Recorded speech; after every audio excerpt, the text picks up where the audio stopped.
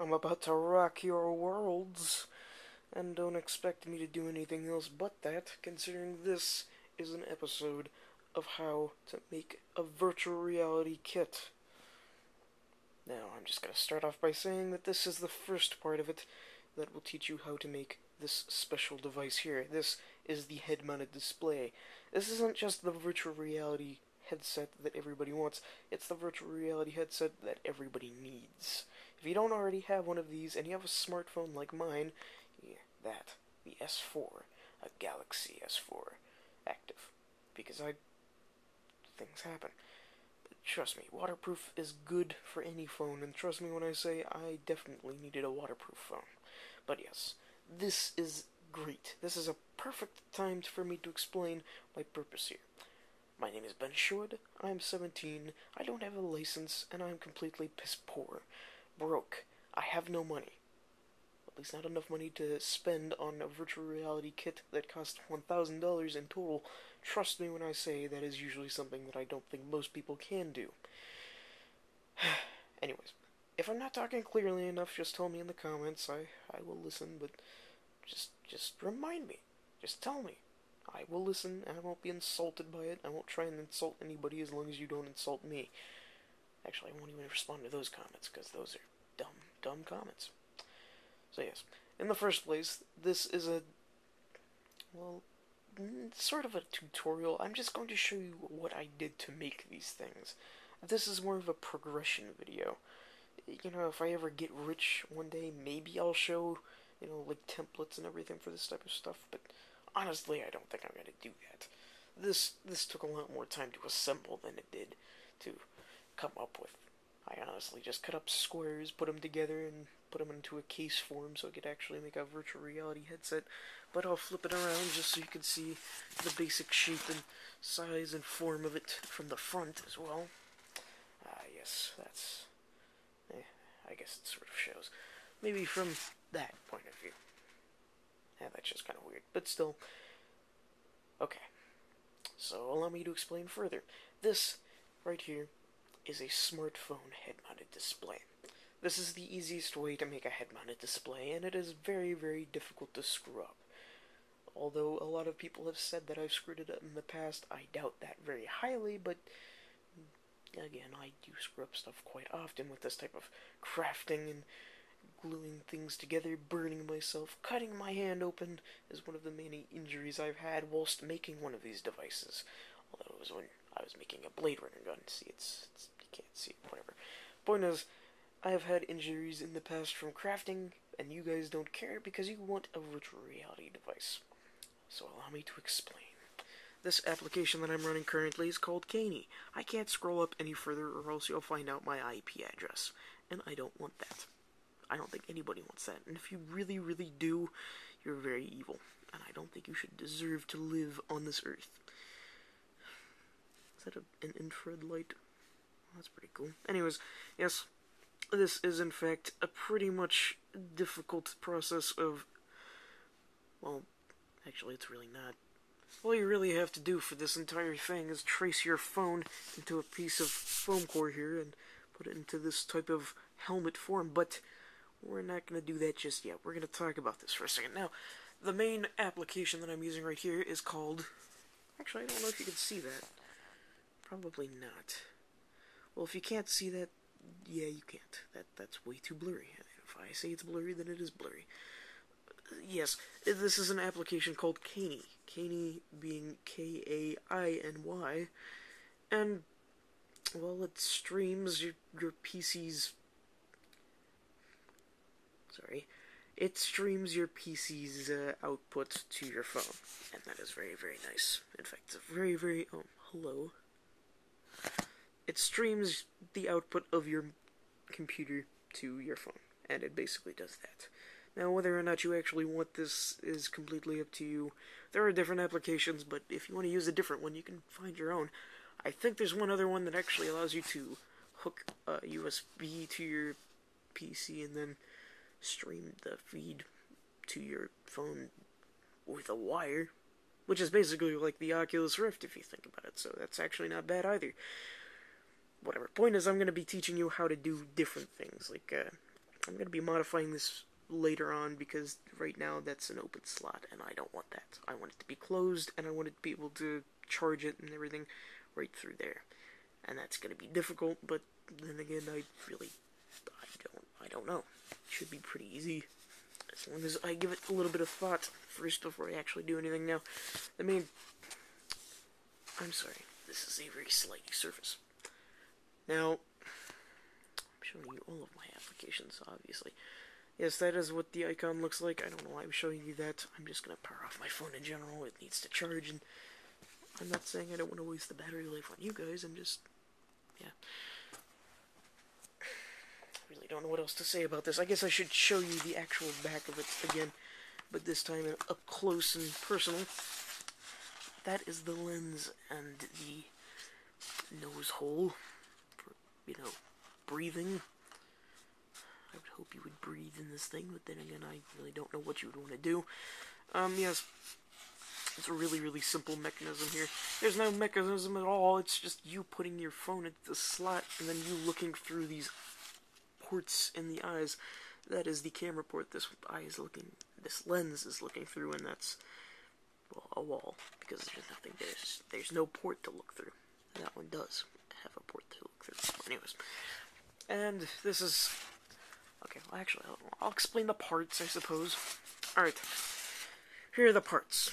This foam siding is made out of foam mats, or EVA foam, which is quite comfy, soft, and nice and squishy for a face to lay in. You could actually lay down in this mask and have fun like that, I suppose, but that's your personal preference. This is Velcro. This goes around your head, so that when you wear this, it won't, when you look down, it won't flip downwards. Yes, this is I don't know what you would call it. Oh, yes, a headband. Yes, I know simple words, don't worry. This is a headband from a headlamp. A headband from a headlamp, yes. And it's very, very simple. I'm hoping to use Velcro. Sorry, I don't mean to spit into the camera, goodness. I'm going to put Velcro down to here. I'm going to take a strip of Velcro and put it over these sides so it closes up the holes on the slots in which the phone is inserted through. I don't think I should have two slots open, but again, it's not my personal choice. Maybe only one slot should be open, I don't know, but I just want a charger port to be open, and that's really it. That's all I really want. And that's really easy, in fact. And the Velcro itself, I have a ton of Velcro, mind you. In fact, I should probably show you the supplies you're probably going to need. Why didn't I have these out before? I don't know.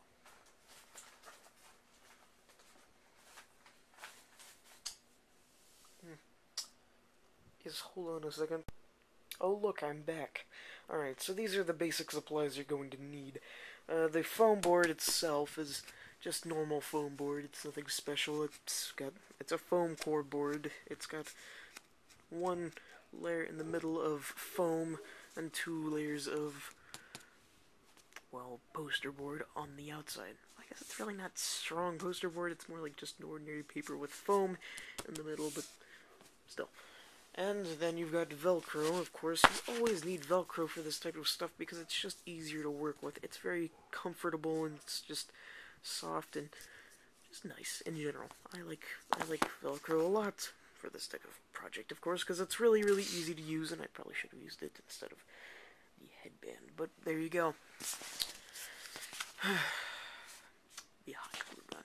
I actually like this hot glue gun a lot. I still have my wired one that I used for all the other stuff on my channel, but I got a new one because the other one was starting to, well, it wasn't growing on me anymore, and it was just sort of annoying, and, well, I figured a wireless one would work just as well, and it does. In fact, it works just as good, if not better. It has an on and off switch, just in case. You never know when you might need one, and, of course, there's the charging stand. I don't know why I got that up, but you know, just to show, and of course I forgot scissors, and, well, I shouldn't really, but I'm probably going to anyways. I did forget it, but I think you get the basic point. Sorry, folks. Alright, yes, sorry. I thought I could find the crafting knife very easy. I think it's in the other drawer over there, but whatever. Point is, that's pretty much most of the supplies you need, except for the EVA foam, which I don't think I have any more of. Kind of surprising, really. Yes, that's pretty much all you really need. A hot glue gun, hot glue sticks, Velcro, and foam board, and a cutting apparatus, and of course, I do recommend getting an Android phone, simply because that's really the only useful streaming software I think I've found so far. Well, at least it's the only phone that I've found that actually has good streaming software. But the main part of all of this is the fact that really, it doesn't matter which device you have as long as it can actually work the way it should.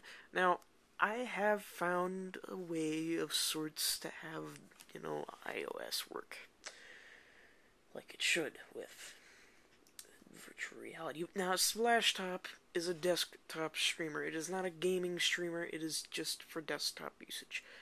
There are probably other desktop streamers for iOS that work just as well and are wireless and just in general work. Now, I'm not saying that they do, and I'm not saying that they actually do work. I'm just saying they might. You never know. But again, you have to find out for yourself. Now, there are gaming solutions for that, and I will admit I have no idea if it actually works or not, because I haven't actually bought it and found out. The only application for streaming that I bought is on here, and it's Caney, and mind you, that's something to rely on for me personally, but again, that's just your personal preference. Whatever you want to do is completely fine. But yes.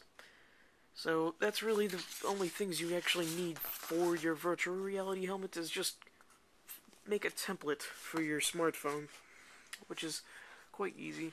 Just cut out just make an outline of your phone, cut it out of foam board, get all the weird lines out of it so you can actually glue it all to a base, in which you basically you design the base around the phone. What I did was actually, oh my, and there goes the Velcro. Oh well. What I did was I first made this big box for the lenses to fit in, which was quite easy and worked out quite well. In fact, I would almost say that was the easiest part of it. And then I actually made an entire box that was based around the shape of the phone itself, which was also quite easy. Now, the hardest part, though, was the fact that you actually had to focus the lenses in on where your phone was going to stand. So the first thing you had to do was first off, you had to grab what I did was I grabbed this box, put it up to my face, and then I ran the Caney app. Now, mind you, you have to install it. Actually, just go onto the Caney site, and it should show you how to install the software and make everything work. If I have to, I'll make an extra part to this video, and I'll probably tell you guys how to do this. I'll add on an extra part just to tell you guys how to set up Caney, and everything should work out fine. Now, I'm not saying it will, but again, if you have questions, email the creator of the application. He's always online for me, and he always usually contacts me back, maybe with a vague answer, maybe not. Again, I'm not trying to insult him, I'm just saying sometimes he does give a vague answer. Anyways, yes, what I did was I took this box, I tuned into the Caney app, and what I did was, there is an option in Caney, in fact, no, we're going to do this, we're going to connect to Caney. I was just afraid to show you guys my IP address, but I'm sure it'll be fine. Everything should work out just fine. I do believe it is connected, but I'm not sure. But still, basically all you have to do is go into your settings and go down to oh goodness, server is unreachable. That's not true at all, but fine, whatever. The basic, it's very, very basic. It's very, very basic. All you have to do is go into the settings. Yes, fine. All you have to do is go into the settings, and there should be a setting for your viewport and what it looks like. If you go to all the way down to the bottom, or somewhere in there, it should say double. Once you do that, it should have double viewports. Now, this could be one solution. Another solution could be a 3D driver, which a 3D driver actually works just as well, if not better. I'll just say it. I'll just say it right now. A 3D driver is good as well. Either one works. And if you have iOS, you have to have a 3D driver. Otherwise, maybe it won't work. Sorry, not maybe. It just won't work. From what I've found out, I don't think Splashtop actually has a double viewport option like Kani does. But still, again, I have no idea. And if you find out, tell me please, because I don't want to add this extra knowledge to my video, but still. Yes. The basic parts of this, and I was going to continue on, obviously. I didn't just roam off into somewhere else. Alright, what I did was I grabbed the box once I started up the software, and I connected to my PC, and I booted up a game. I tried to see what was going on, and I calibrated it correctly. I basically just put this up to my face, put the phone, I kept on scooching the phone closer to my face, seeing at what limit, would it actually look good, and, well, this was the limit I found was most comfortable. I can't exactly measure exactly where that started and ended. I know this is not a tutorial, it's more of a presentation. I'm telling you guys right now, you actually have to find out for yourself, just, what goes better with your phone than mine. Because I have no idea what phone you have, and maybe you have the same phone type as me. Well, then you should pretty much be able to find out exactly how to do this on your own. Again, this is not a full tutorial, this is just sort of a basic welcoming to it. Also, yes, I got these lenses out of magnifying glasses that I got off of Google. Those I will link. Any parts that I can pretty much, I can show you where I got them online, I will put those links in the description. Yes, that actually does not seem like a bad idea at all. In fact, that's a great idea, but still. I want you guys to know I care, but it's difficult, alright? I can't show you exactly how I made this. I can't remake this. I don't want to be one of those kids who just films them making stuff out of paper. That's dumb and stupid, and I fell asleep during one of those videos. I swear to God, I don't fall asleep during YouTube videos. That was when I wasn't even tired. Don't film yourself making stuff. That's dumb, and nobody should do that. I know for a fact that nobody should have to really look at that and say, well, that was cool.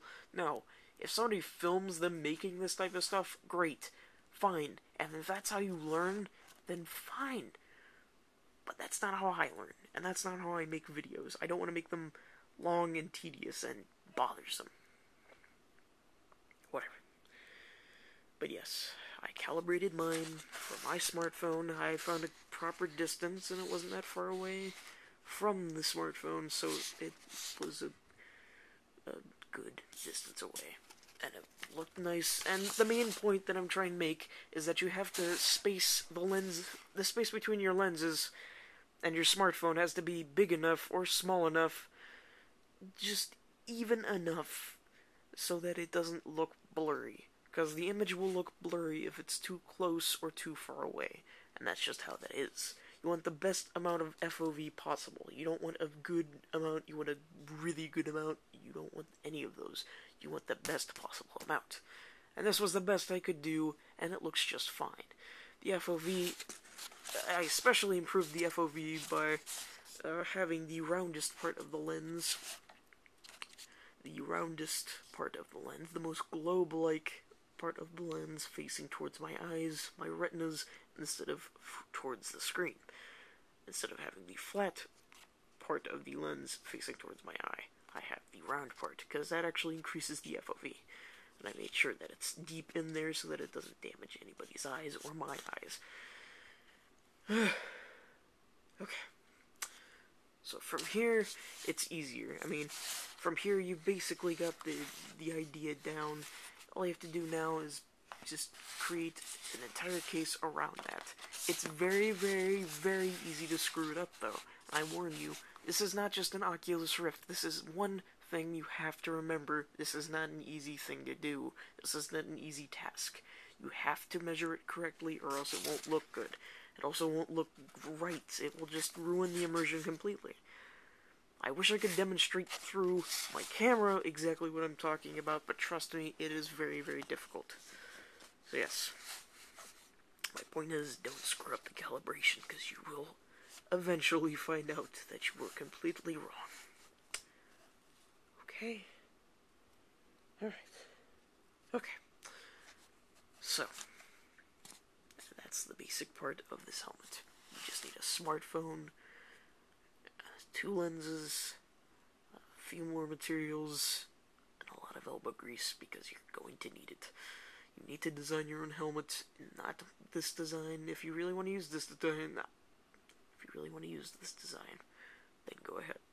I'm just saying, I cannot make a tutorial out of this. If I remake it, I will go insane. The first part of this that I made, it's really just comfortable in general. I don't want to remake it simply so somebody else can say, well, I don't understand this part. Can you remake it again? I just don't want to do that. I'm not lazy, I just don't like it. I don't like it. You have to make your own design. You making your own design is a lot better than me teaching you how to make my design. It's better this way. You have to make your own. And if you don't see my logic, really, there is no logic behind it. I am quite lazy, but I'm not so lazy that I wouldn't say how to make it. I just can't show you exactly how to make it. I'm just telling you how to make it. Again, it's very, very simple, and really the way that I made it was really all I had to do for this was find a good space between my eyes that I could actually see correctly, and really it was very, very easy. I just had to find a good space in which, I could see the image correctly and nicely, and everything looked 3D and pretty much looked realistic. That's all I had to do. I had to find a good space between my eyes that actually did that, and my eyes are quite close together. Okay, well, they're normally close together, but still, can't talk for that length of period of time. My point is, that part's pretty easy as well. This is a very comfy type of pair of goggles, and I am proud of them, but again, this is my own version. It's not yours. If you really want to use this type of design, then go ahead, but it's your design, not mine. I actually don't really like this design all that much, considering I did the strap on top wrong. I think I should have put the side straps on the sides instead of having this Velcro, but again, that's just my opinion. It's all based on your own opinion and not mine. But again, that is your own opinion, not mine. So anyways, that's pretty much all I have to say about this helmet. Because honestly, there's not a better way to explain it besides it's your own design, but the main thing you have to worry about is the space between the lenses and your smartphone, the spacing between the lenses themselves, and the overall fit to your head. That is really all you have to really worry about, and of course the Caney app working, or whatever streaming app you're using working. If those don't work, then it's completely lost, and you pretty much have to start all over again, or try and fix whatever problems are going on, and have all the materials ready, and that's really all I have to say about it. There's really nothing I can show you how to make. Really, this is not that type of video. It's a DIY, do-it-yourself, not showing how to make exact replicas of my own stuff. Trust me, though. But again, I do recommend you have an Android phone for this. If you have an iOS phone, you can just use the Splashtop app, which will allow you to stream directly to your iPhone. I really believe that's all I have to say about this for now. So, thank you for watching, and I really hope you all enjoyed all of this. I hope this was at least a little bit helpful. Again, I'll make some more videos on this. I'm going to show a demonstration video later on. But for now, this is all I can really offer for you guys. So take care, and good luck with your project. See you in the next part.